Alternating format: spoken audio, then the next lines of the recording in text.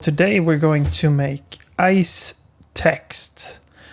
So what you'll see on the right side in Blender here is the finished scene-ish. So from the camera view, we're going to make this ice text right here. We're also going to make some decorative ice cubes. Now this is the same instance of ice cubes, just rotated and scaled differently in the scene, and we're also going to make some like bubbles almost. Those are good for having also inside the ice cube, but the main attraction is of course the ice text. So make sure you're on Blender version at least 2.8 and above. I'm using 2.9. You can always go to blender.org to download the latest release, and I'm sure 2.8 and above will work for this. So let's go ahead and start up a new Blender file. Hit General and New. I want to save this. And we're in our default scene. So as I mentioned, we're going to switch to cycles, so we don't need to do that later. And the reason why we're using cycles is because I think glass is so much easier to work with in cycles.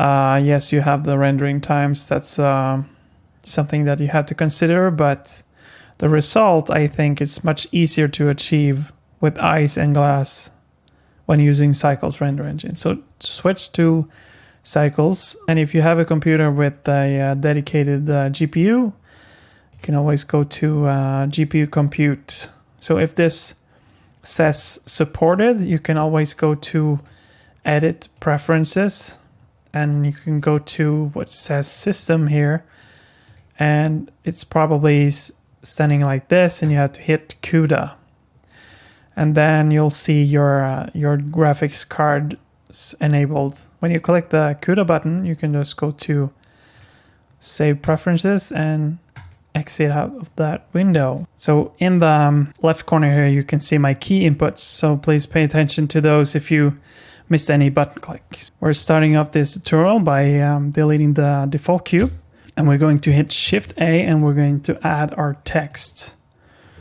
So for this tutorial, I'm going to change the font type to something else, something a bit more round. So what I found is just a Calibri font in Windows works fine, but this one's fine as well. If you want to use this for this tutorial, that's completely fine. I'm going to change it up. So hit the font tab right here, hit this folder icon. If you want to see thumbnails of your fonts, you can always go to this display as button and show thumbnails. And then you will see all the fonts you have to choose from in a thumbnail view. So you can go ahead and find the font that you like. So we'll double click on the font we want to use, double click that. So you can see that our font now is selected in the top folder, and that if we scroll in with our mouse wheel, we can see that the text has changed. So I'm going to type ice just because this is the theme of the tutorial, if you will. Now our text is lying down on the floor. I want to make it stand upright so it's easier to work with. So I'm just going to hit R, X, and 90. Now we're going to extrude it. So we're still in our font tab here. We're going to geometry, and we'll just drag on the extrude button, extrude parameters to 0.07. Also scale our text with S and dragging with our mouse and left clicking to apply the scale. Now we're going to a little bit of character spacing between the text, because when we're going to change over to a mesh, I want to make sure that the meshes aren't connecting when we're remeshing this afterwards. So I'm just going to scroll down to character spacing and just adjusting it the slightest, just to have a bit more letter spacing between I'm also going to bevel it just a bit to round off the corners, so that will do in the bevels option. So drag this to, if you hold down shift and drag, you have much more control over the bevel intensity. So 0.014 worked good for me. So now we have to make our text a mesh object, because now it's still a text object. But before you do this, make sure you have written whatever you want to write in this this title that you have before you do this next step. So I'll go to object while having ice selected, hit object and go to convert to mesh from text is what we're going after. So hit this, and if we hit tab on our keyboard, we can go into what's called edit mode. And in edit mode, you will see that our text is now a mesh rather than a text object. So, but the mesh doesn't look that good. So we want to remesh this. To do that, we're going to the wrench option here with modifier tab and add a remesh modifier, this one. Click this, and you'll see that our text now is almost disappearing. It's like this blocky mess. And that's because the voxel size is too large. So make sure you click this button down to 0.02 and not beyond. So when we're happy with this, we can press Control A. Or if you're on an older version of Blender, it will say apply to apply the modifier. We're going to right click on our text and hit shade smooth. We're also going to add a little subdivision surface. I'll click 1 on my number pad to go into front view, and I'll hit tab, go into edit mode. Now I want to make some ripples and a bit of unevenness on my ice text. I'm going to the face select here. So while holding down shift, we're going to click on some of the faces on the front of the text, just to have something to scale and make the ripple effect on the front of the text, because that will be the most visible part of the render. And I'm going to hit this button up right here, proportional editing. You can toggle this with O on your keyboard as well. Now while this is active, it is blue, and I want to choose random. If we now hit the G button and grab, and we hit Y on our keyboard to grab in the Y axis. If we now drag this forward, you can see that we get this ripple effect. So it's completely random. You can always scroll with your mouse wheel to make it bigger or larger depending on your word. We want to drag it just a bit outward, but not too much to break the mesh. Now is a good time to save your project. If you haven't done that already, hit File and hit Save As and find a good spot for your file. Next up, we'll make a ground, or a background rather, for our ice text. So hit G and X, and I'm just going to center my ice texts. I'm going to right click on my text, hit Set Origin to Volume to make this text easier to work with later on. We're going to hit Shift A and add a mesh plane. We'll scale this up quite large, and we're going to on our side view here, we'll hit Tab. We're going to our edge selection, click this edge, hit 3 on your keyboard and hit E to extrude. And I'll extrude it quite steeply like this. And when we look at our front here, we now can hit go out of edit mode with tab and hit Control A to apply the scale. Now going back to edit mode again, selecting this edge right here, holding down Control and clicking B, and then we'll just drag and make a smooth transition from floor to wall, like in a photography studio almost. I'll go out of edit mode and I'll hit shade smooth. I'll hit S and X to just make it a bit larger. I'll also pull my text, hit G and Y and drag this out to like something like that. Now we can set up our camera. And before we set up our camera, I'm going to duplicate my windows. Just do that by dragging from the corner there and releasing. And I want to hit 0 on my number pad on the right window. And I want to move my camera on the left window. So I hit 7 on my number pad and hit G. And I'll just move my camera over here to make sure it's like pointed somewhat at the camera. And I hit Alt R to reset the rotation and RX and 90 to make the camera look straight ahead. Now we have the camera pointing forwards, then we just have to adjust it a bit lower. So I'm going to hit 3 here on my number pad, and I'm going to hit G on my text, and I'll move it a bit forward, and I'll just tilt it with R. So now it's a good time to start looking at our colors and our shader. So before we do this, we want to set this view to cycles render. So by doing that, we hit Z on our keyboard and hit rendered.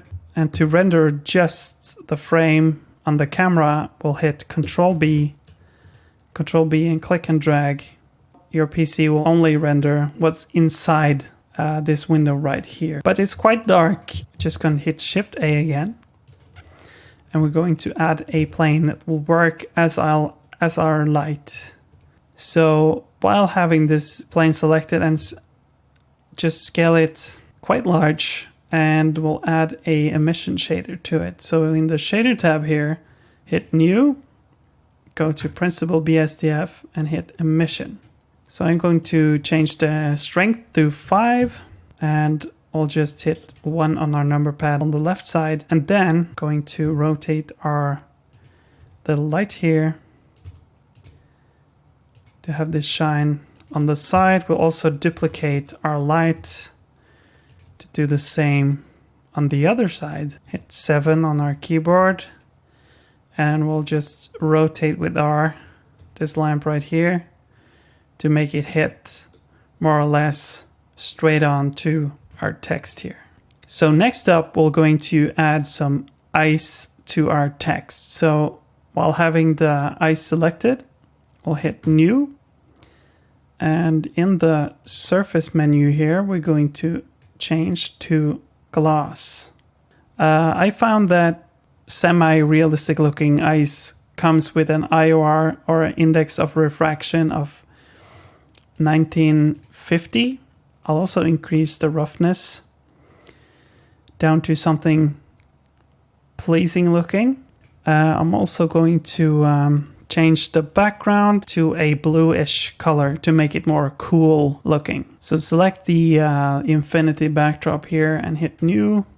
Then we're going to change to diffuse shader, and we'll make this a very cold bluish color. This is just pure eyeballing at this point.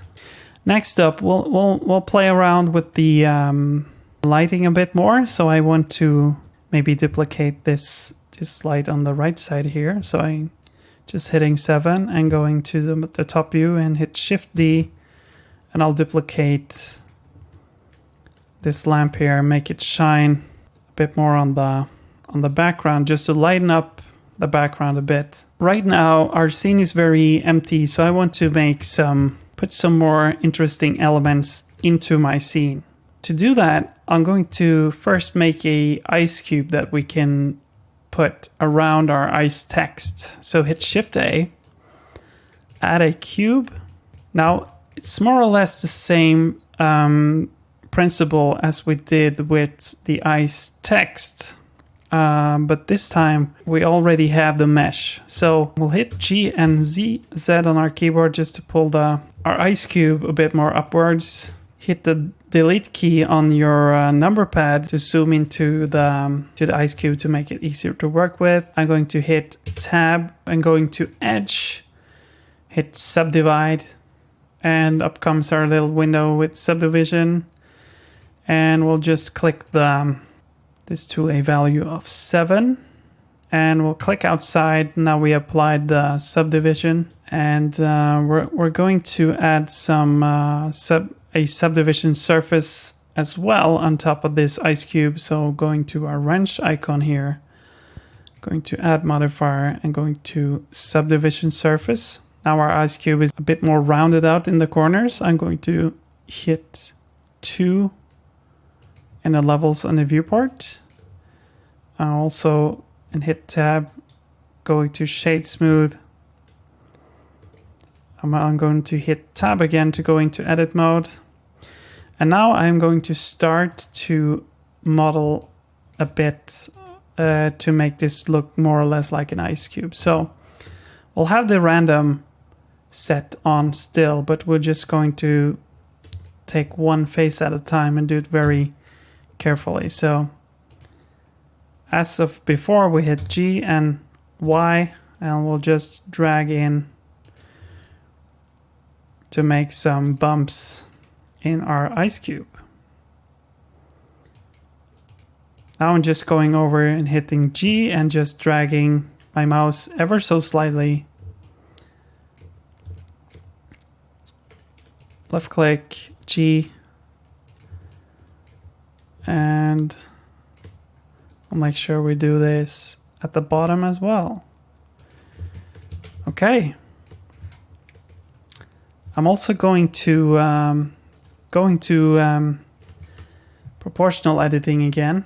Hit tab to go into edit mode, and I'm going to check smooth, and also hit G again and scroll inwards just to pull my my faces just inwards a bit to make it look more like an uneven ice cube. So yeah, when you're happy with your little ice cube here with the wrinkles and stuff, go ahead and position this ice cube in the back here. And a trick now to get this to have the same material as this, just select your ice cube and then hit shift and left click the ice text. Hit Control L. And up comes the Make Links window, and we'll hit Materials. Now we have a ice cube and we'll have a ice text. So now we can start playing around with rotation and with our ice cube.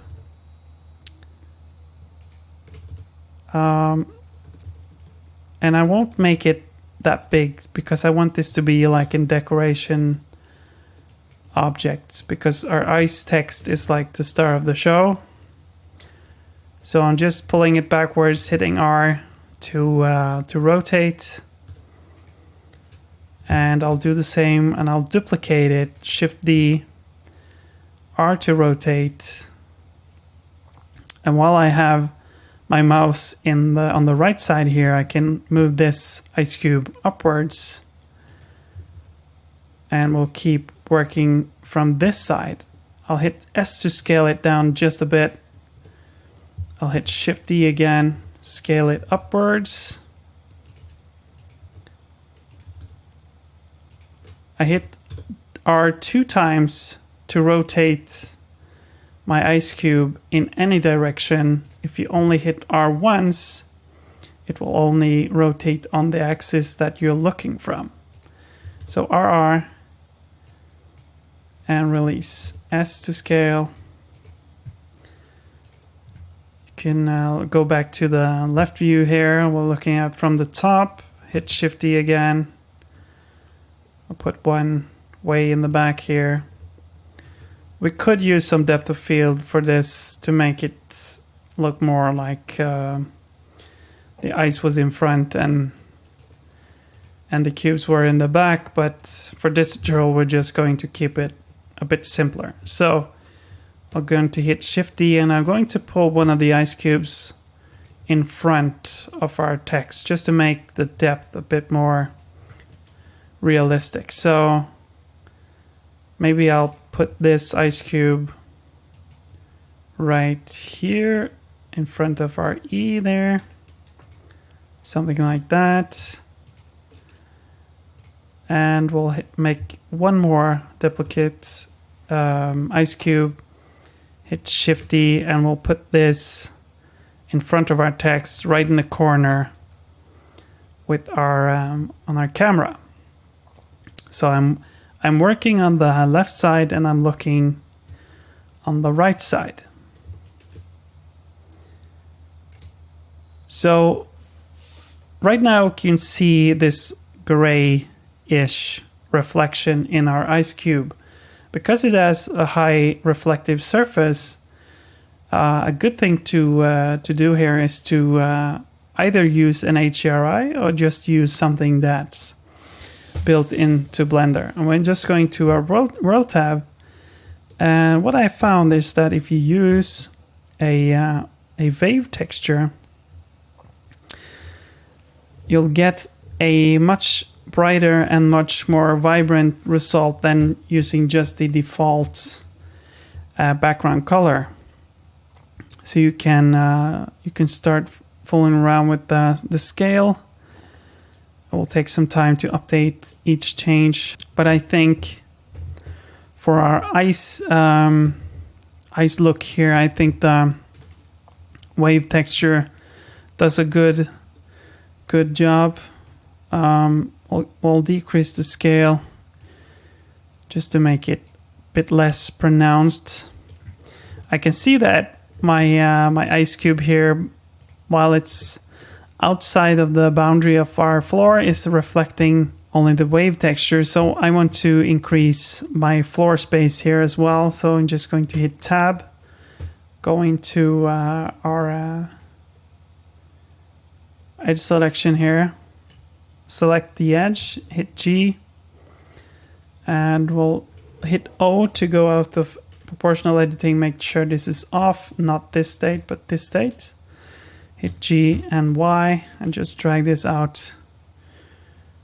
Right now you can see, if we go out with Tab again, you can see that our ice cube is more or less fixed. But the reflection from the wave texture still remains somewhat in my ice text here. I'm not so sure about this one overlapping the E, so I'm just going to move it just a bit out from the text. Maybe scale it up a bit.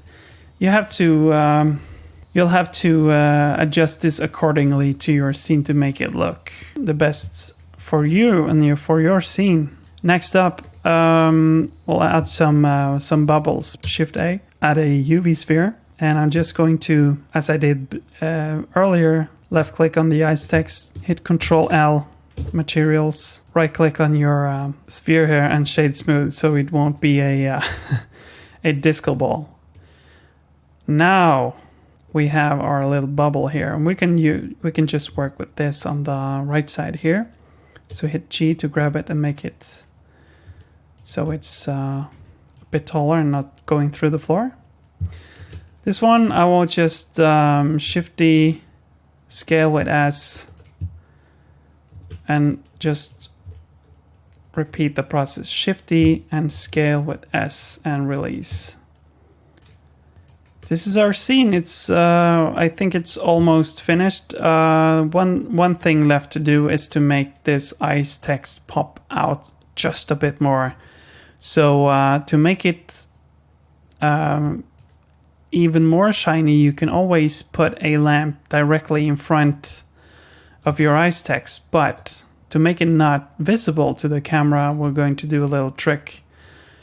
So I'll hit 7 on my number pad, and I'll just use this lamp right here, and Shift D, I'll duplicate it and drag it over to my ice text right here. I'm going to hit 3 or 7 again. I just want to Make sure it's aligned with my ice text. But I want to hide our lamp so it's not present in the render.